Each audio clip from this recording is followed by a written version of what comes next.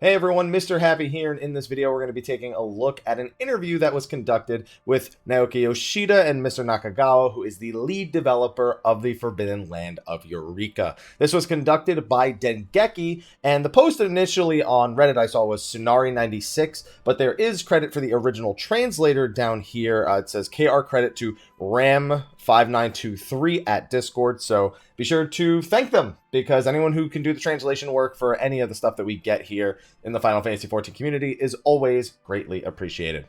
Now, this interview is not something that's going to reveal, I guess, new information about Eureka, or not too much about it going forward, just a teensy bit. But it's an interesting look at the development of Eureka overall. Certain ideas that they may have had in the past, certain things that they capture, and the overall success of the content and how it's being judged. This is a 20-page interview, so we probably won't go through the whole thing verbatim, but we will at least talk about the various questions here. What led to the development of Eureka? They've kind of touched on this before, wanting to create the exploration-style content, wanting to finish the storylines between the Labyrinth of the Ancients and the Forbidden Land of Eureka, even if they no longer really have much relation to one another at any point. Their decision to use the Isle of Val, and how long ago Oda-san, who is in charge of the scenario writing, set this up with the Isle of Val disappearing all those patches ago back in 2.x.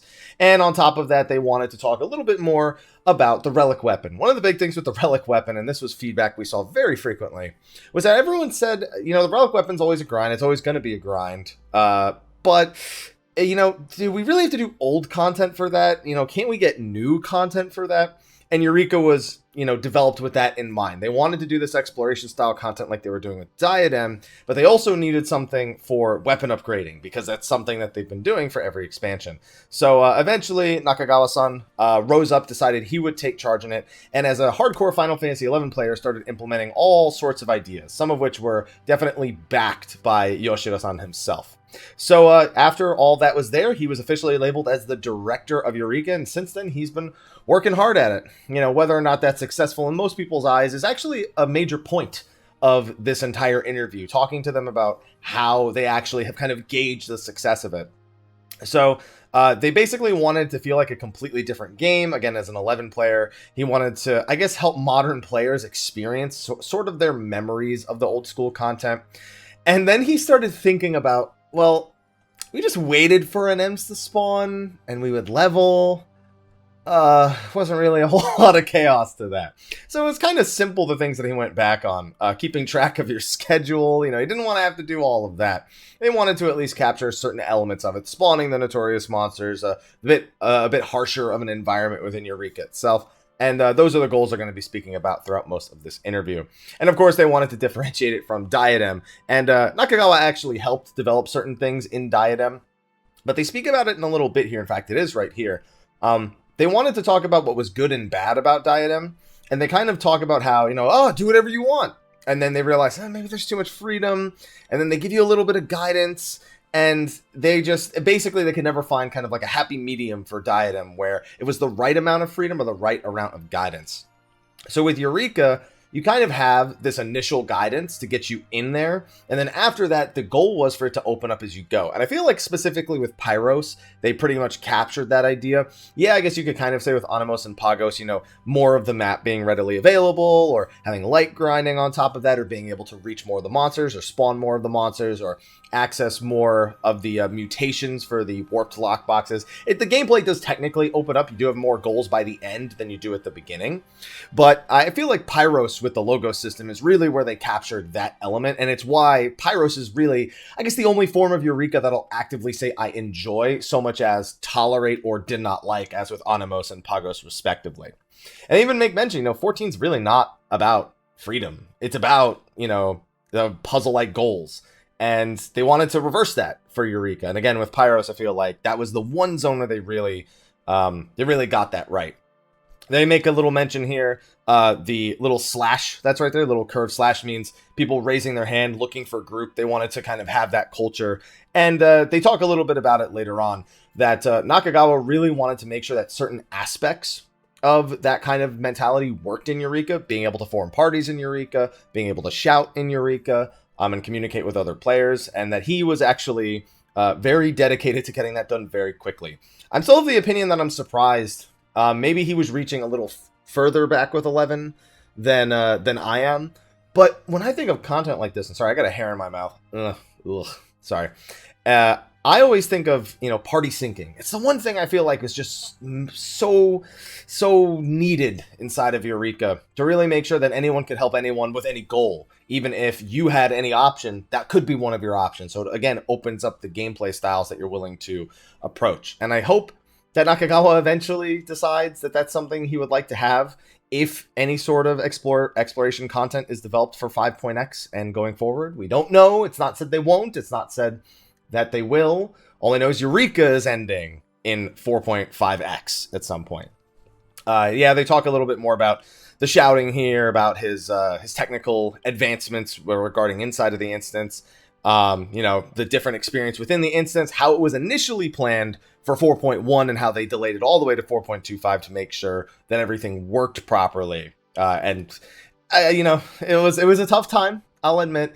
So, while they got it right by 4.45, it was a pretty dark time. It reminded me of the Diadem Dark Times back in 3.1. Not nearly as bad, but still pretty rough. They said that there were a lot of mixed opinions about it. Then they're talking about shout chat a little bit more, questioning some of the decisions that were being made. For example, Nakagawa was kind of like, do we really want to do EXP loss? And Yoshida's like, no, we planned it. We have to do it. And he's like, do we really want to do it? And then they're like, put it in. Come on, we already decided on this. It's not like other content where you can just reset and get back up. And, deaths are punishing in here. It's one of the harsher things. Even Yoshida's like, I died 3 times trying to chase those bunnies. Or, Nakagawa said, I died 3 times chasing those bunny coffers. And Yoshida's like, we're all pretty aggravated with those bunnies. It's weird because they're literally reacting the same way that we as players would. And when you're the one developing the content, I guess there's a question of how acceptable that is. Because it almost is like, wow, they're right on our level. But it's like, but if you're on our level, you know how frustrated we are with certain things. It has its moments. And dying in Pyros in particular is nothing overall anyway. So I'm not as bothered with it in Pyros as I would be in Pagos. A lot of talk here about, old school MMO elements and trying to collect data or, how do modern gen RPGs communication, modern RPG communications look like when compared to, what kind of the experimental field that the Forbidden Land of Eureka is. They're always thinking about things and the feedback that they receive. They also just want to do it because they want to challenge themselves as developers. And it's something that we hear fairly often regarding that. So this is the big thing for a lot of us, because a lot of us saw Anemos, there was feedback provided, we got Pagos, didn't seem like any of it was present, and we got Pyros, which really felt like it had a lot of the feedback from both Anemos and Pagos. And that's explained pretty clearly here. Anemos release, they were pretty surprised at the number of people that went in because they were pretty clear it's grindy, old school MMO feel, and they just didn't expect players to gravitate towards it. Of course, the relic weapon being there for the expansion, you kind of have to feel like, I don't know how you didn't expect that kind of reaction or that kind of, influx of players. And also, generally in MMOs, even if people don't think they'll like it, they at least step inside for the first time and try it because it's the new thing for the game they're paying monthly for. So that expectation is kind of weird to me, that they just said, way more people are doing this than we thought. And they said that was kind of one of the biggest problems, was because they didn't design it for something everyone would dogpile into. They designed it as something for people who wanted a specific feel within Final Fantasy XIV. And that made it a lot different throughout the rest of the development process. They said there were people who quit. They totally expected it. It wasn't supposed to be content for everyone. And they're almost even surprised that those people then heard stuff about Pyros. And I see it a lot now. People are like, is it too late to get back into Eureka? And we generally say, no, it's just you're going to have to grind through Pagos, and that's probably the roughest thing. But, it's still surprising to me that they didn't see this coming. I guess that's kind of the big thing for me. But then we go down, and they just talk a little bit more about how NMs are, developed like fates, kind of. There's not really that sense of competing for resources or, as much as they wanted everyone to split off and do different goals. Every time an NM spawns, everyone congregates. These are 14 players. They will always congregate to the thing that progresses them the most. And so that was a large part of the process. So then with Anemos, there was this flow of an NM train that you would go from, NM to N to NM to NM.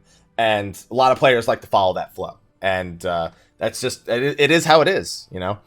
And then Pagos was developed completely without any feedback from Onimos. Pagos was almost done by the time they announced Onimos. Now, this is not the first time we've heard this, but it's something worth repeating because it goes to show about Pagos's actual development. And they mention it here. They basically took Onimos and tried to funnel it into just, I guess, the elite. What they suspected would be the elite few who finished Onimos and then wanted to go even more hardcore. They wanted it to be even harsher. And it didn't pan out like that. They apologize for it somewhere in here where yeah, there it is. It was our fault to not expect that there would be much more casual players along as well. And, you know, they're admitting fault there, and good. You kind of have to because of what happened with all of Eureka. And, yeah, it caught them pretty much, you know, by surprise. You know, they developed it in a certain way. They said that certain players, you know, Nakagawa himself really enjoyed certain aspects about Pagos, but he apologized to players because they definitely found it way more stressful than he did. And that his biggest regret is not having the time to take any feedback from Onimos. They did a bunch of hot fixes and stuff, but let's be honest, even to this day, Pagos is still not quite the same. There's another thing we're going to learn later in here that makes me feel like Pagos could have been saved at some point, but we'll get into that a little bit later. Onimos certainly had an easier time for people who didn't communicate much. You know, that's definitely a truth from the interviewer here, Dengeki. Here is the statement. Were Logos actions supposed to be introduced in Onimos? Yes. Originally, prior to the 4.0 launch, both the Magia board and Logos actions were going to be implemented right from the get-go. I stand by it right now. If they took Logos actions and put them back in Pagos, it would, even with no other changes, just be so much more tolerable than it is now.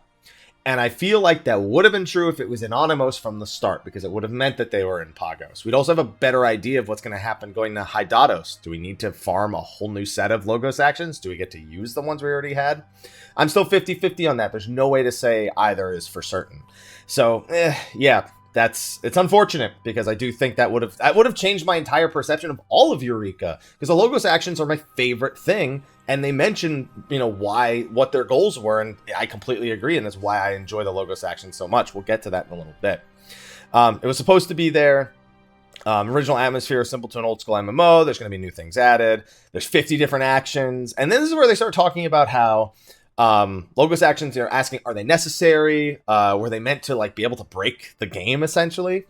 And they said that, and this is a good thing to get, will Logos actions be necessary to progress to the next part of Eureka?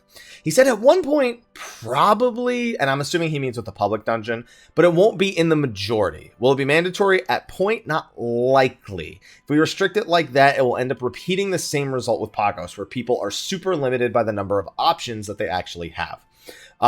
Basically, the concept of making them mandatory damages the freedom goal that they set prior, and I agree with that. But they mention it multiple times here, the public dungeon, you're probably going to want to bring some powerful Logos actions in there to try and roll your way through it. They said there's going to be players that have super high stat weapons, which was interesting because we're item level capped in Eureka. So what would having high stat weapons have anything to do with clearing through the public dungeon? So now I'm starting to think, maybe there's something else to these weapons that will happen specifically for the Fourth Sun and Hydatos, maybe giving them the Eureka effect? We'll see. Also, that eventual mention saying that people will roll through with high stat weapons makes me believe that Pyros will keep our current steps going into Hydatos. There's a big question in the community right now. Will the stats in Pyros carry over to Hydatos? If they don't, it's kind of stupid because of the way, how much effort it can take to possibly even get decent stats in Pyros.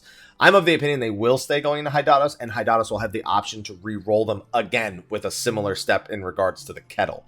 That's what my prediction is, but anything could happen along those lines.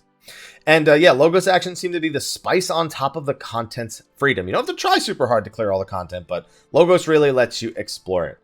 So the next Eureka content's in 4.5x. They don't want to push the next step too soon. Now that Pyros is patched, what are the players' receptions? I think this is meant... Oh, no. This is about Pyros, yeah. They learned from the experience of Onimos and Pagos. They placed loopholes in balance that would let you break the balance here and there. And they made sure they were all over the place. You know, players might think that they messed up and didn't consider something. and that players are enjoying that as expected. But no, they even mention here things like using Reflect in order to completely mitigate a bunch of different effects, like with the elementals, or Catastrophe and blowing yourself up with that. Or this guy mentions the damage with Madare with the charge action. Like, those are all things they wanted people to have the freedom to do. They may seem like they completely threw balance out the window. It's because they did. They didn't care. Go crazy. And that's the thing that's great about Logos. It's so that system just is so free, and you're just so not restricted like you are in the rest of the game. And it was within the limited capacity of Logos is very, very welcome. And then they mention how the bunnies, the bunnies are better and they give you XP, but people would argue that maybe they prevent people from, or they stop people from having the mentality, hey, I want to go spawn NMs instead I'm just going to spam bunnies. Yoshida says he thinks it's better that way. If you want to go spawn NMs, great, you can. And if you want to just work on bunnies, you can. I guess the only thing for me is someone can do bunnies over and over again and get that reward over, but the people who are out spawning the NMs, they likely have to dedicate themselves to getting those first 30 kills, and then if they want, maybe farming in that area for longer if they, believe it will help speed up the actual spawning of the bosses. So, but they can't really just, dive off and go back to the bunnies every time they spawn with how frequently they appear.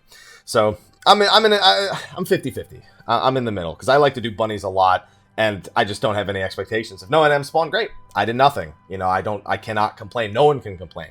But it's just not the way it actually pans out when you're in the actual zone. Let's see. On top of that, focusing on bunny coffers appears to be the trend right now. You can get logo shards or make profit, and that won't always be the case. The price of certain things is stabilizing, especially those offensive logograms. He said, we understand the feeling like, oh, it's an RNG drop from rabbit coffers, but kind of something to draw people to it. They had experience in Pagos about drop rate, so they had expectations of price stabilization in their mind. I mean, honestly, offensive logograms have just gone up on my server, so I don't really know how much they're stabilizing. Maybe the hairstyle and the mount are stabilizing, but that's about it. They said they will never implement the Logos action system anywhere else. They didn't even just say that. They said not implement anything even similar to it anywhere else. They said the only reason they went this nuts with Logos is because they were doing it within Eureka.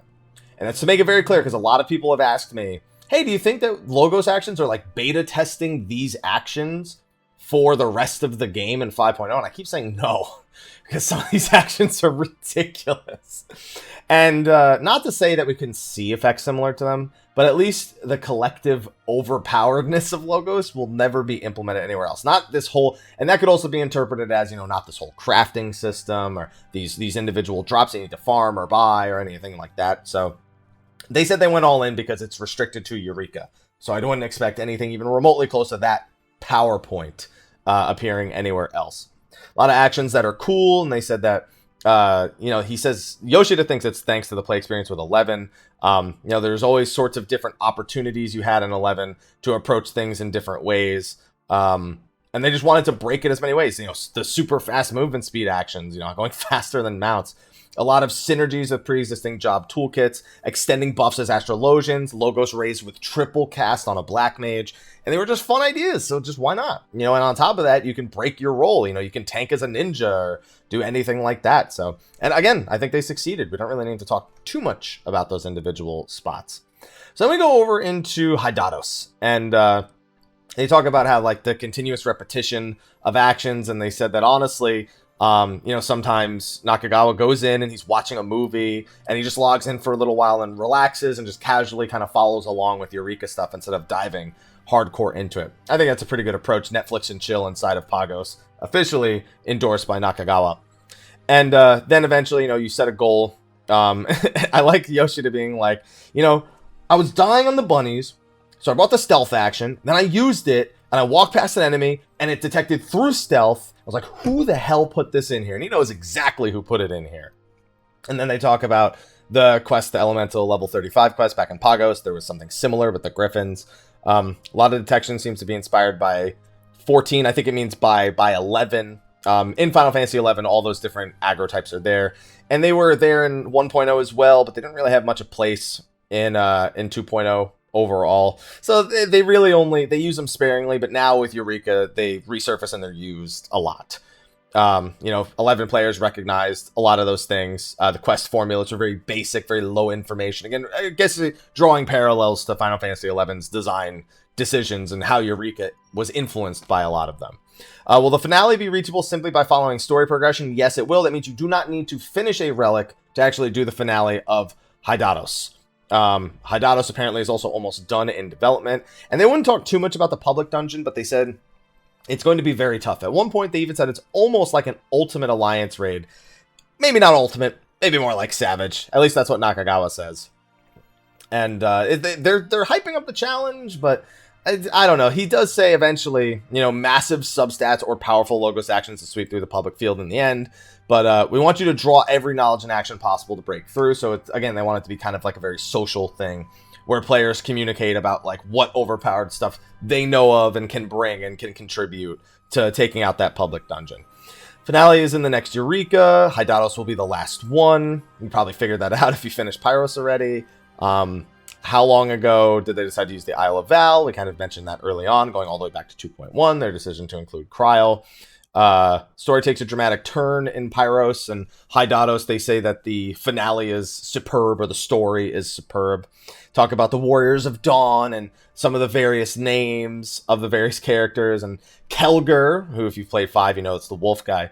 It was a lucky coincidence they decided to incorporate Lupin when they decided to do this, because apparently what they do around the office is they hold contests in the office where they get monster ideas from everyone in the development team, and then they sometimes implement them. They have this Wolfman. This was the kind of basic concept that eventually led to the Lupin. And they've gotten a bunch of good ideas from that. And they want people to design those things regardless of lore. Like, ignore lore, don't even think about anything, design something, and if we like it, we'll incorporate it. Corpicers came from that, and Namazu's came from that as well. So we've gotten some pretty interesting things. Corpicers, my favorite mount. Namazu's crack me up, especially with the Beast Tribe. And now we're getting towards the bottom of this list right here. Then it's just kind of some final thoughts here regarding Eureka and its development. And I guess there's not really too much more to add. They do talk about some of the original design decisions for Eureka. Apparently, initially, you were going to go in completely naked with nothing. You had to kill monsters to get items that crafters and gatherers could make so that you could actually fight within the zone itself. But because they didn't really have an auction house in there or a market board, it kind of made it tough. I'll upgrade your normal quality gear for a shard or 2,000 crystals. Crafters and gatherers, all gathered while other explorers shouted for gear. They wanted basically this marriage of crafting and gathering. I guess with Diadem, we kind of learned working together is a rare feat. But I guess Diadem also didn't give people much a reason to work together with gatherers. So maybe I'm still not a big fan of the idea. I feel like it works kind of in smaller doses, but even in Hamlet back in 1.x, which was a content where you had crafters making potions for the NPCs while you also had to fight off waves of beastmen, it eventually boiled down to a tank kiting mobs in a circle while the crafters just fed potions to the NPCs, and the NPCs gradually killed the boss. It was not exciting, as exciting as it may sound when you first describe it. So I'm very pessimistic when it comes to melding crafting and gathering and combat classes in the same content. I'm not hopeful for it. Even if they get it right, I'll change my mind. But they have yet to, so I will keep my mind the way it is. They also mention right here, which is fairly interesting. I know the next Forbidden Land of Eureka is the finale, but we'll see how it goes. I can guarantee you some fun, but the last segment will be close to a hardcore level, so we would definitely like feedback to keep work with that in the future. Now, when he says in the future, and Eureka's finished, makes it sound like another exploration zone is on the way, or that they could develop one for 5.x, or they may develop one for 5.x. I'm of the opinion I don't want to see another one. It took too long for Eureka to get right. It took too long for Diadem. It's just, I don't know, maybe at this point, they've got the formula down, they've got the basics down, and it would be good from the start in the next one. Again, I'm not hopeful. So that just might be feedback regarding the systems in Eureka. If it's another exploration zone, I am going into that one not super optimistic. I'm not. I'm sorry. I won't. That's just how I refuse to do it. And then, yeah, they talk about the difficulty again right here. And then thanks everyone for reading. So glad we could go over that real quick. It looks like the sun's going down, so the lighting behind me has been gradually screwing up more and more as the entire video goes. But yeah, just wanted to share that with you. And again, thank you to Sonara96 for posting it on Reddit, as well as Ram593. And I wonder if there's another person who actually did this, or if, yep, no, that's the person who did all the translations. Okay. But thank you everyone for watching this video. Let me know what you think about what the developers had to say about Eureka and what you expect for the future of exploration content altogether in Final Fantasy XIV. Me, I'm going to go work on another video and then keep playing some Smash because I'm working my way through the World of Light, and that is some extensive content in Super Smash Bros. Right now. Anyway, thank you again for watching this video. Be sure to like, favorite, subscribe, and share, and stay tuned for more content on the channel. I will see all of you in the next one, and until then, take care.